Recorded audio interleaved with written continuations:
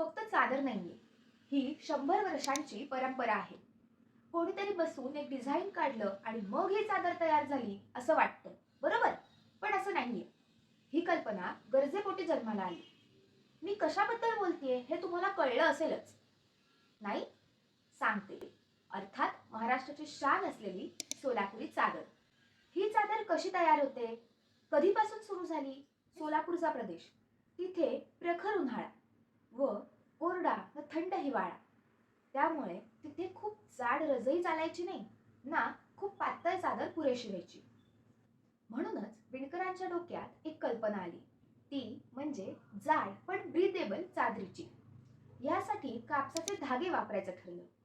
पण कापूसच का बरं? कारण थंडीपासून संरक्षणासाठी बनलेली ही चादर हळूहळू सोलापूरची ओळखच बनली.